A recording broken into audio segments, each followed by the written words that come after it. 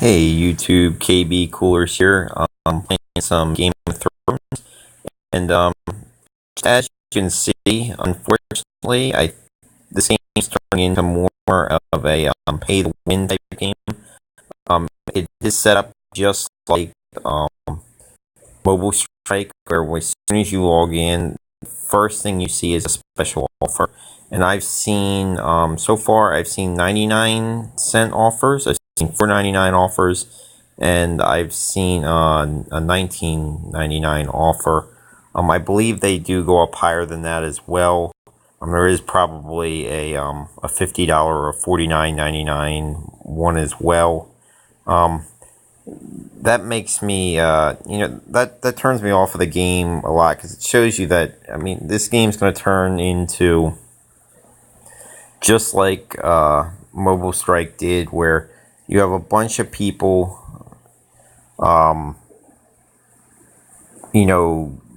buying all this stuff and then rolling over anybody that's not keeping up. It's okay. I'm going to continue to play the game because I enjoy it. Just maybe try and set up kind of an early in this, like a trap type base. Unless I can get in with a good group of people in the alliance. I wanted to try and show you all, because some of the stuff in the first video, it didn't allow me to do all the stuff. I guess it wasn't loading in quite right. We are in the Reach, so we can look in. This is where I'm at. I have changed alliances a few times. I do notice that the map does take quite a while to load up,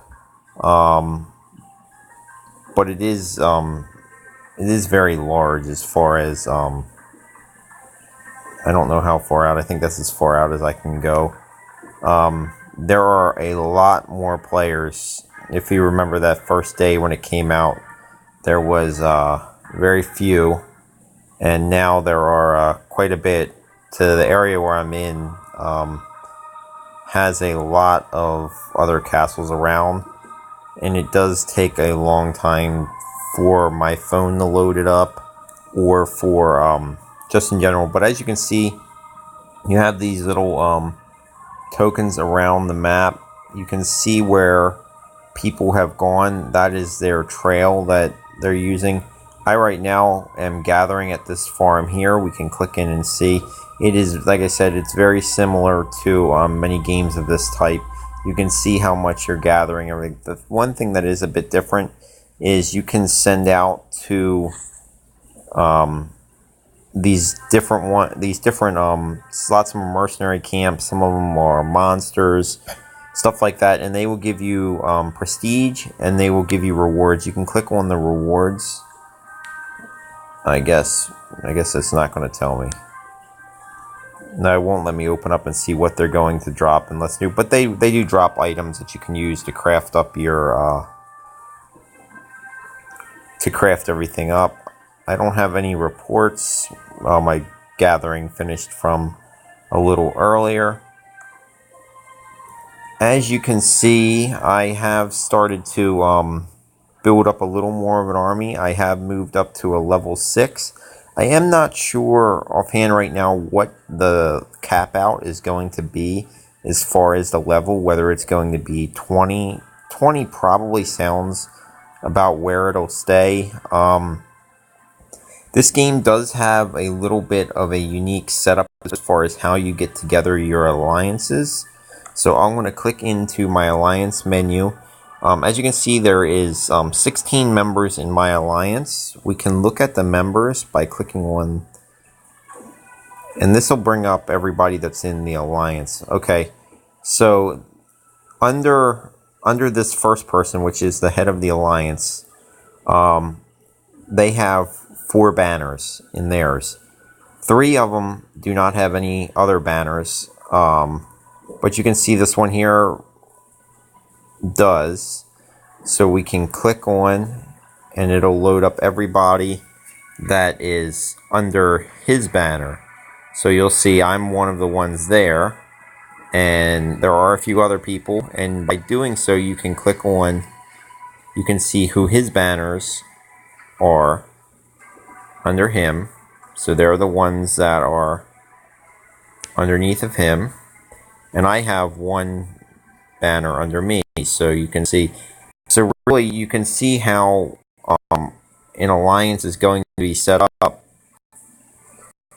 It's all going to be based off of this first the first person here and their bannermen. Everything else is going to spread out, so that does cap the amount of people, because you only have so many bannermen, so your alliance can only be so big.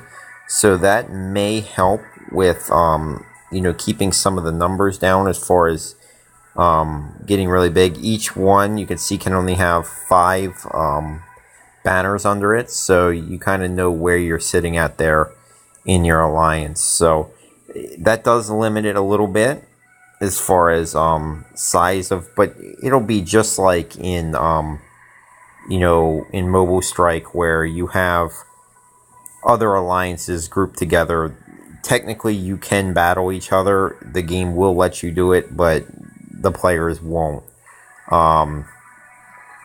There is a system of chat. I wish there was more of a personal chat.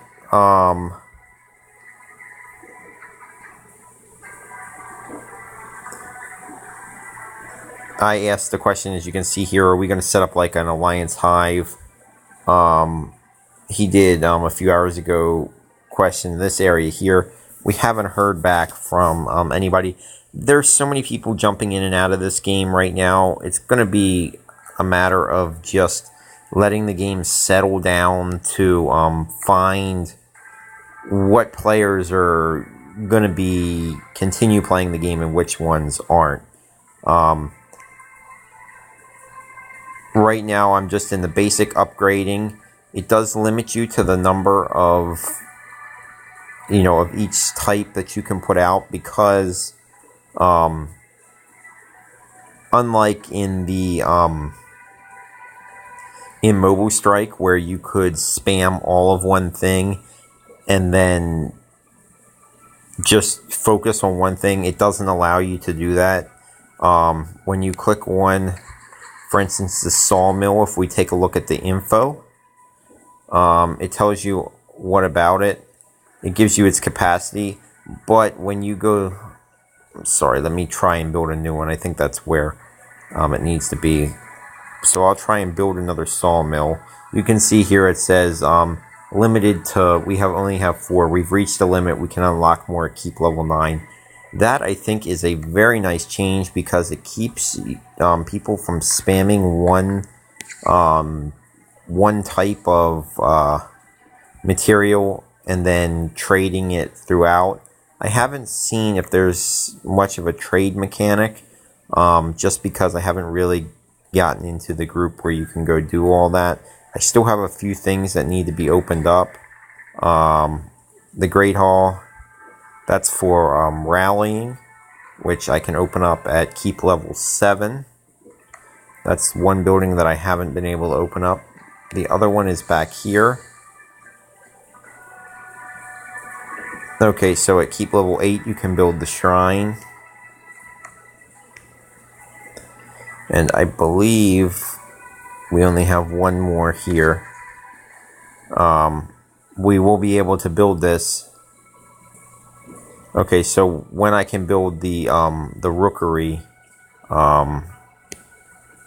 it's in development still, so there will be more stuff added to the game. And also, when you go in, you can go down and medical tents. At level 10 you get stone quarries, and you get a mine at level 15 on your keep level, not your personal level.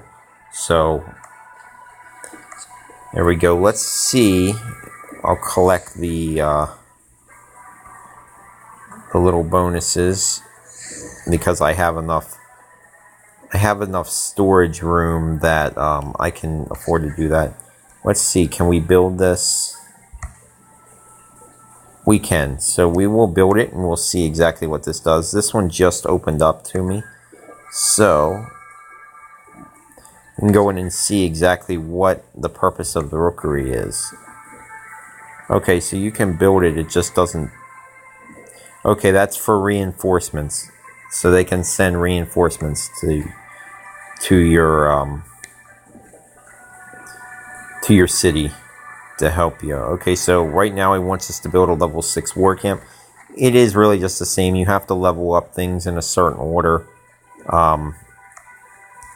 to get your other buildings to open up, which, since I still have, for the next 2 days, I have the availability of 2 builders, which you normally only have 1. I had to pay some gold to have it for another 2 days. They start you off with 1 2-day 2 builder slot, but I picked up a second one. But that's fine. Just to give you all an update on my my track on here. This video is not going to be super long because there's really not a whole bunch here that I wanted more to talk about, other than the way that the banners work. And oh, there is something else that is neat, that you can take over cities for your alliance here, and we'll go in and we'll see, because there has been 2 of them in this server that have been taken over. And as you can see, 25 minutes ago, Goldgrass was conquered, and a little before that, Hornwood was conquered. These are the alliances, or it's actually the same alliance that has taken both of them. Curious to see if we can jump in and see what the alliance is. Okay, well there is the and we can see the bannermen as well. So you can kind of get an idea. These people are level 19. That's pretty high at this point now. Anybody that's level 10 or above has really spent some time, because the server is really not that new. I mean, it's really not that old. I'm sorry. It is very new. But it kind of gives you an idea. I believe right now the only ones that are available are up here to the north.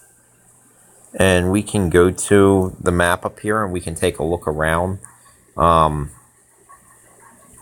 When I get into a group of people and we can take on a settlement itself, to try and take one, I will make a video on that. I'm hoping to find one rather soon. But as you can see, we're up here at the wall. I clicked on Castle Black. So Night's Watch, that's a 4-star settlement there. And as you can see, there's already a good bit of PvP going on, because you can see these two houses are already burning. From what I've seen, a lot of it has been very similar. The outer edges, the farther away from these major settlements you go, the lower level the stuff around it has been. But I've actually found some things that have changed a good bit just around mine. You can see the clipping of the map. It takes a minute to load up. I think that's just due to the size scale of the map itself. There are a lot of people joining in, so I'm hoping that as they get some patchwork done on the game, that it gets better. But let's jump in and see some of where the houses of from the show and from the books are. So we'll head into Winterfell and we will take a look. There are all smaller areas as well. So all the houses basically from the books and the show are available in the game. There you go. You can see that's still held by the Starks. Nobody is strong enough as an alliance to do that yet. You can see the shields here. Most people have found some sort of alliance to be in, because it is one of the early things. It's just going to be a matter of which people continue to play and which ones don't. Also, when you go in, you can go and you can see the seats of power. This shows you the ones for each area. And obviously the Iron Throne is the ultimate one.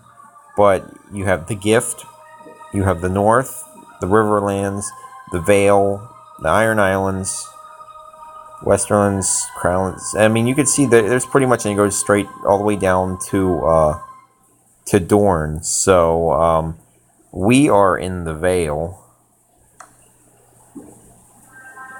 and this shows you the houses that are in the Vale, who they're the city, and then who they're which house holds them at this point. So you can see there are lots of available ones to be taken by alliances. Obviously, the top tier one here would be the Eyrie. But as you go through, it gives you an idea of. Let's take a look at the Iron Throne itself. That's King's Landing. That is held as the only 5-star one, I believe. We were just looking up at Castle Black, held by the Night's Watch, as being a 4-star. Winterfell and the Dread Fort almost being a 4-star. But each section will have its own cities that can be taken by the players themselves. They're not held by that. I wish there was actually, they could implement a bit more of a story, but it wouldn't be such a sandbox type game if they did that. But that's just one of the things that it would be nice to see, if there was some sort of storyline where you could actually pick a side.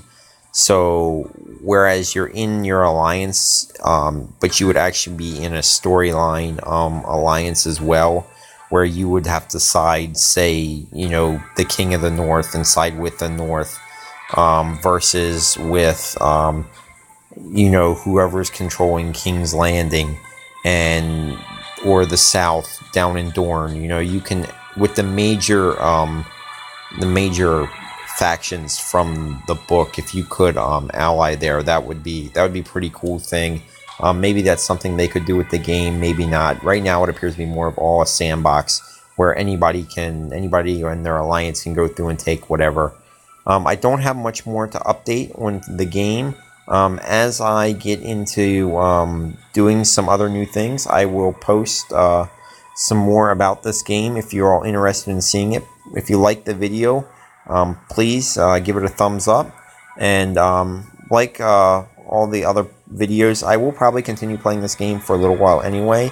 If I can get a good number of views on this video, I will go ahead and make another one showing you all the update,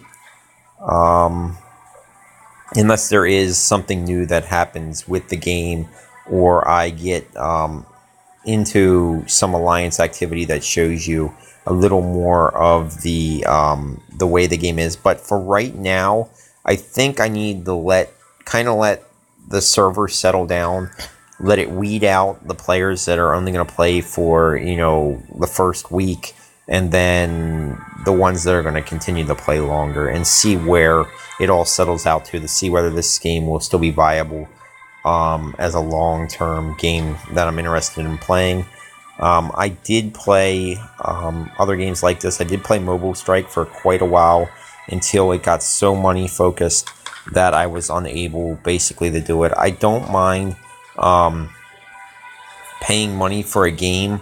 I do mind when they make it that you basically need to spend thousands of dollars to even exist on a server. I think it's absolutely crazy. I think for a mobile game, that if you put in, if you're willing to put in $20, I'd say, is probably about right for most people. You should be able to, stay competitive. I don't see them making it to why they should need to make it to where you need to spend thousands of dollars. And I know it happened because a couple of people that were in my alliance on there, I met personally, and they were literally throwing crazy money into that game, and it was just ridiculous. But I thank you all for watching, and have a good day.